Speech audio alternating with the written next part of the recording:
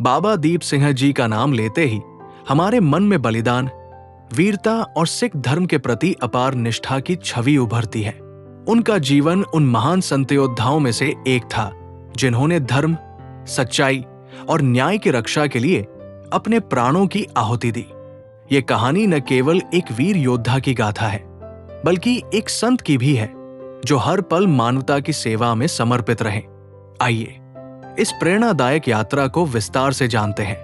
बाबा दीप सिंह जी का जन्म 26 जनवरी 1682 को अमृतसर जिले के पोहविन गांव में हुआ था। उनके माता पिता भाई भगवान दास जी और माता जियोनिया जी धार्मिक प्रवृत्ति के थे। उनका पालन पोषण एक साधारण किसान परिवार में हुआ, लेकिन बचपन से ही बाबा जी में अनुशासन, विनम्रता और सेवा की भावना कूट-कूट कर भरी हुई थी। 1699 में जब गुरु गोबिंद सिंह जी ने खालसा पंथ की स्थापना की, तब बाबा दीप सिंह जी उनकी शिक्षाओं से गहराई से प्रभावित हुए। उन्होंने आनंदपुर साहिब जाकर गुरु जी से दीक्षा ली और खालसा पंथ के अनुयायी बन गए। वहीं पर उन्होंने गुरुमुखी, युद्ध कला और घुड़सवारी की शिक्षा प्राप्त की। गुरु गोबिंद सिंह जी ने उन्हें शस्त्र विद्या और ग्रंथों के ज्ञान में पारंगत किया। बाबा जी ने गुरु ग्रंथ साहिब जी की लिखावट और उसके प्रचार प्रसार में गुरु गोबिंद सिंह जी का साथ दिया। उनकी विद्वता और वीरता दोनों ही अद्वितीय थी। 18वीं शताब्दी के प्रारंभ में मुगल साम्राज्य और उनके सहयोगियों ने सिखों पर अत्याचार करना शुरू कर दिया। गुरु गोबिंद सिंह जी के साथ बाबा दीप सिंह जी ने चमकौर की गढ़ी की लड़ाई में हिस्सा लिया, जहां उनकी वीरता ने सभी को चकित कर दिया।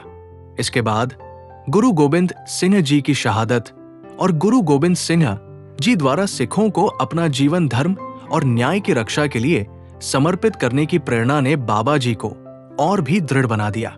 गुरु गोबिंद सिंह जी के आदेश पर बाबा दीप सिंह जी ने दमदमा साहिब, तलवंडी साबो में रहकर गुरु ग्रंथ साहिब जी के स्वरूप तैयार किए। यहां उन्होंने गुरु की शिक्षाओं का प्रचार किया और सिखों को धर्म की रक्षा के लिए तैयार किया।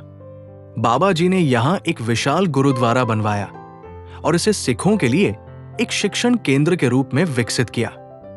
दमदमा साहिब में बाबा जी ने न केवल धार्मिक सेवा की, बल्कि युद्ध कला का भी प्रशिक्षण दिया।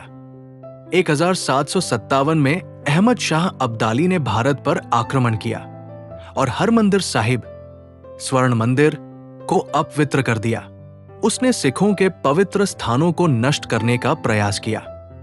जब यह खबर बाबा दीप सिंह जी को मिली, तो उन्होंने हरमंदिर साहिब की रक्षा का प्रण लिया। उन्होंने अपने साथियों के साथ युद्ध के लिए कूच किया। अपने 75वें वर्ष में भी बाबा दीप सिंह जी ने उस जज्बे और ताकत के साथ लड़ाई की जो युवाओं में भी दुर्लभ होती है। उन्होंने 5000 साथियों के साथ तरनतारन से अमृतसर की ओर कूच किया। मार्ग में अनेक सिख उनके साथ जुड़ते गए। अहमद शाह अब्दाली की सेना और बाबा दीप सिंह जी के बीच गोइंदवाल के पास जबरदस्त युद्ध हुआ। बाबा जी ने अपने 18 किलो के खंडे तलवार से दुश्मनों को परास्त किया। इस युद्ध में बाबा दीप सिंह जी गंभीर रूप से घायल हो गए। दुश्मनों ने उनकी गर्दन पर वार किया, लेकिन उन्होंने गुरु की शिक्षाओं को याद करते हुए अपने मस्तक को हाथ में थाम लिया और हरमंदिर साहिब की ओर बढ़ते रहे। ये दृश्य देखकर उनके साथियों और दुश्मनों दोनों के मन में आश्चर्य और श्रद्धा का भाव उत्पन्न हुआ। बाबा जी ने अंतिम सांस तक लड़ाई जारी रखी और हरमंदिर साहिब की परिक्रमा करते हुए अपने प्राण त्याग दिए। बाबा दीप सिंह जी का बलिदान सिख इतिहास में एक अमिट छाप छोड़ गया। उनका जीवन हमें सिखाता है कि धर्म और न्याय के मार्ग पर चलते हुए हमें कभी हार नहीं माननी चाहिए। आज भी अमृतसर के हरमंदिर साहिब और दमदमा साहिब में बाबा जी के बलिदान को याद किया जाता है। उनका जीवन हमें ये प्रेरणा देता है कि सच्चाई और धर्म की रक्षा के लिए हर कठिनाई का सामना करना चाहिए।